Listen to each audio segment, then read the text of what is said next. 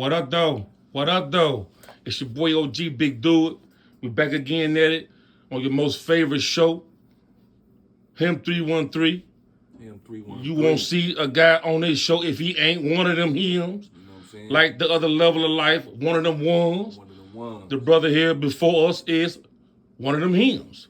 So with that being said, let's get over to a little bit of your background about, how you was born and really where you come from, mother, father, siblings. I was born and raised in Detroit, EastSide.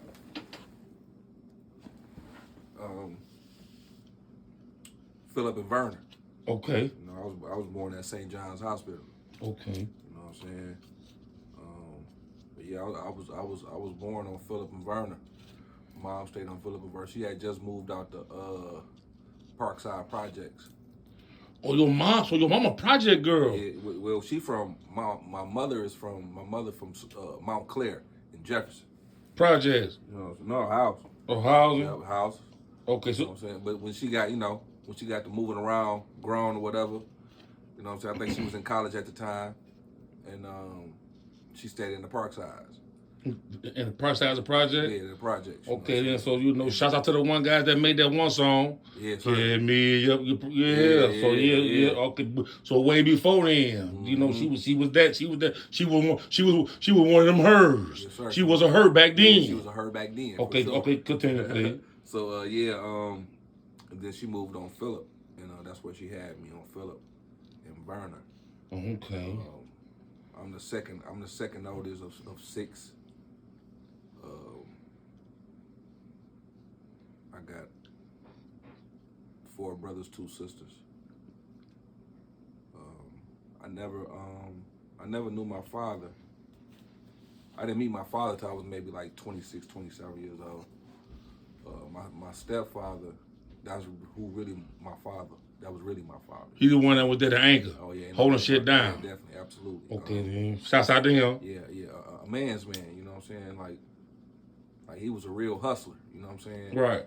Took care of the family. Yeah, absolutely. He understood things. You know what I'm saying? But everybody got their demons. You know what I'm saying? Right. He had to fight his demons. You feel me? Yeah. But rest in peace. He ended up passing back in 2001. Okay then. R.I.P. to him. You know what I'm saying? Natural causes. Somebody what? Natural causes. No, he heard this. He got hurt real bad. Oh, okay. Accident. From an injury. Yeah, from an injury. You know what I'm saying? And he ended up succumbing to his injuries. Mm. And but he was a great man. You know what I'm saying? Took care of me like I was his own. You feel me? I couldn't ask for a better role model. Right. You feel me? Yeah. But like I said, everybody got their demons. Everybody make mistakes. You know what I'm saying? Ain't nobody perfect. But yeah, my childhood was pretty. It had its rough times, man. We had our little happy time, and we had some rough times too. So, especially living in Detroit. Yeah. You know what I'm saying? East Side. Then we moved over there on Glenfield, between Gunston and Conner. You know what I'm saying? Down the street from the city airport. The Coleman Young. Mm-hmm. Yeah, down the street from the airport. So that's pretty much where, you know what I'm saying, that became my stomping grounds. Okay. Yeah, so that's why I made my name. That's why I got my as they say, that's why I made my bones at. You know what I'm saying? At what age did you jump off the porch? I jumped off the porch, I would say at maybe like 13, 14. Ooh. You know what I'm saying? I was young. Yeah. You know what I'm saying? Like, just. What made you jump? I mean, like, it was like, moms had a situation you had to go do what you had to go do. Basically. Okay, you yeah, because most children around your age back in them days had to go through the same thing. Yeah. So it's common. Right. It ain't nothing like you would see some irregular stuff going on in the family and everybody want to run around and go tell Jesus about it. Right. To see poverty stricken in homes where the kids had to get out and go, saying, smash and scrape. Absolutely. To make ends meet themselves was common. Right, absolutely. So as the home front, my household began to deteriorate from whatever my mother and my father was going through. That led me to, and then plus, I got 4 other siblings under me, so it's like I had to really fend for myself and find my way. Yeah. You know what I'm saying? And then I didn't want to be a burden, so I jumped off the porch. You feel me? Yeah. Yeah.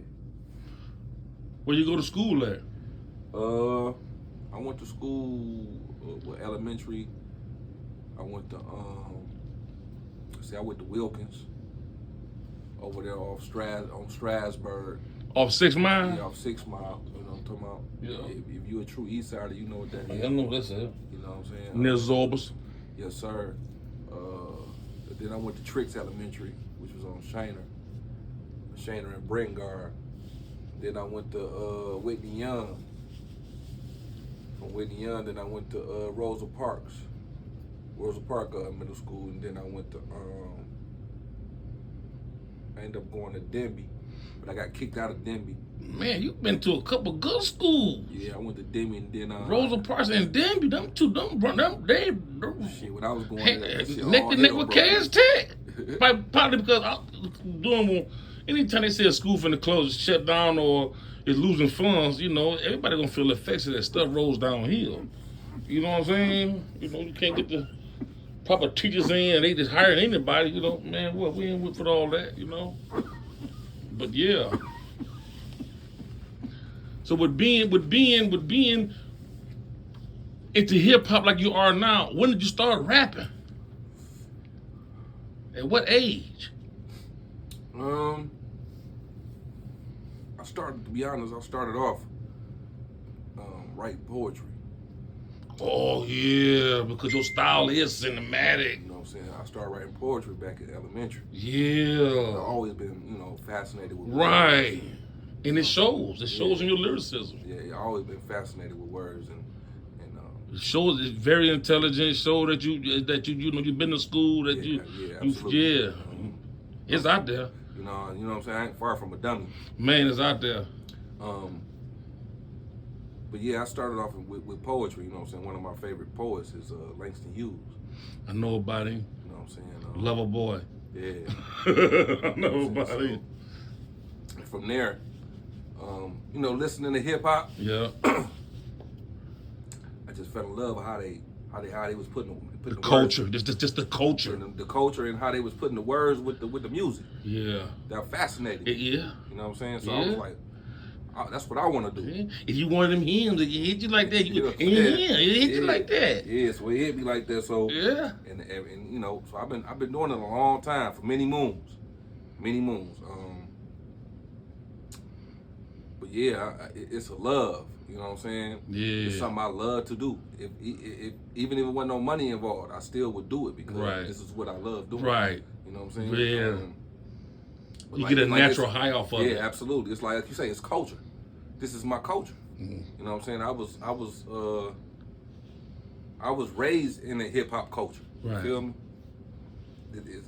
It's like a way of life. So it'll never stop. I will never stop doing it. You know what I'm saying? How do you feel about the culture?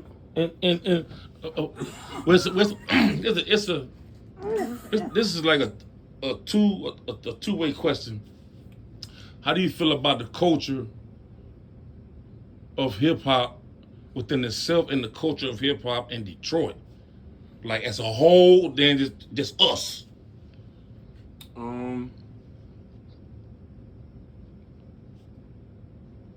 The reason why I asked you that, and let me give you some foundation with that, because every time I watch a video or hear some music, I hear Detroit in it. Okay. Listen. I've been here. I've been on this earth for a minute. A lot of these boys is babies. Yeah. They nephews to me, right. or they family to me. I know a lot of them. Yeah. But I'm trying to tell you right now, when it comes to that, that's exactly what it is. I agree. We can hear music. Yeah. It's difficult to explain. It is. because we've been around for so long, you know, you there's a feeling, Right. a gnosis. Yeah. You know what I'm saying? There's a gnosis, a knowing. Yeah, absolutely. You become conscious of not only of yourself, but everything around you. Right. When that is in your face and when it's away from you, Yeah, on some ubiquitous God-like stuff for real. Yeah, absolutely. You know, I don't want to get deep, but the Bible even say that we are made in the image and the likeness of Him. Absolutely. You know, and on the same plateau, same platform. The name of the show is Him 313. Mm-hmm. You know, you take 3 plus 1 is 4, that's 7. It's 7 days in the creation. That's right. So we not here on no goofy baloney stuff, man. The brother is hungry hippo. You can get 8 right here, right now. Right here, right now. Yes, sir. But Detroit, well, as far as hip hop, Yeah. Hip hop is it's a multifaceted. The culture. Yeah, it's very multifaceted because it's multi elements. That's a lot of style. Yeah, that's incorporated Like, with hip hop. because everybody. The 5 elements. If you're a true hip hop head, you know about the 5 elements of hip hop. You know what I'm saying? Right. And give it to us. For those who don't know. Shit, I don't even know if I remember, but I know it's 5 elements. It's 5 elements of hip hop. You know, I know it's 5. I know what to say. It's DJing, MCing, graffiti, breakdancing, and dress code. And fashion. Yeah, 5 elements of hip hop. Yeah. So yeah, but the Detroit culture is a unique culture.